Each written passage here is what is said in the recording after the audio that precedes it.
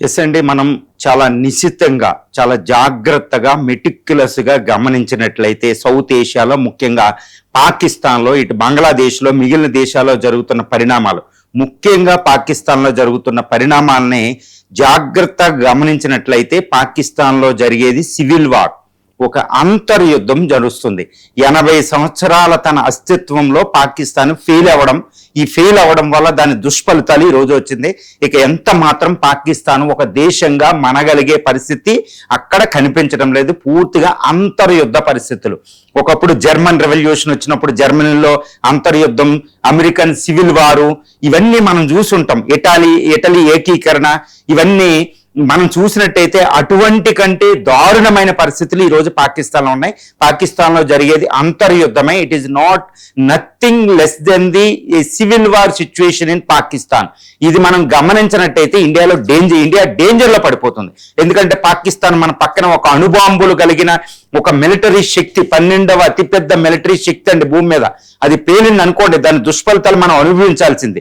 కాబట్టి పాకిస్తాన్లో ఏం జరుగుతుందో అంతర్యుద్ధం కాబట్టి దానికి అనుకూలంగా మనం స్ట్రాటజీ వేసుకుంటే మనం బెనిఫిట్ పొందొచ్చు, లేకపోతే మనం విపత్కర పరిస్థితుల్లోకి వెళ్తున్నాం. కాబట్టి పాకిస్తాన్ని జాగ్రత్తగా గమనించాలి. ఏ విధంగా పాకిస్తాన్లో అసలు అంతర్యుద్ధం ఏ విధంగా నడుస్తుంది, మరి ఈ అంతర్యుద్ధం సక్సెస్ అంటే అంతర్యుద్ధ పరిస్థితుల వల్ల పాకిస్తాన్ నాశనం అయిపోతే ఆ బాంబు మన మీదకి రాకూడదు. దానికి మనం ఒక అనుకూలంగా మార్చుకోవాలి. ఎందుకంటే పాకిస్తాన్ అనేది భారత్లో ఒక అంతర్భాగం. ఈ అఖండ భారత్ అంటే నేను ఆర్ఎస్ఎస్ అఖండ భారత్ అంది, ఆర్ఎస్ఎస్ అఖండ భారత్ అని అనుకోకండి. మౌర్య చంద్రగుప్తుడిని ఒక వరల్డ్స్ గ్రేటెస్ట్ కింగ్ గా మార్చిన, సామ్రాట్గా మార్చిన చాణుక్యుడు అన్న మాట అఖండ భారత స్వప్నం. అఖండ భారత స్వప్నం అంటే అఖండ భారత్ అంటే ఏమీ కాదండి. హిమాలయాల నుంచి కన్యాకుమారి, ఇక్కడ హిందూ కుషు, కిర్దార్, ఇరాన్ బౌండరీ నుంచి ఇటు మయన్మార్ వరకు ఉన్నది హిమాలయాల కింద ఉన్న ఒక ఉపఖండ ప్రాంతం. అది అఖండ భారత్ అంటారు అంతే. దాన్ని రిలీజియస్ పరంగా ఎవరు చూడకూడదు, భారత సంస్కృతి పరంగా చూడాలి. ఈ అఖండ భారత స్వప్నం మనం దగ్గరలో ఉన్నాం. పాకిస్తాన్ అంతమవుతుంది.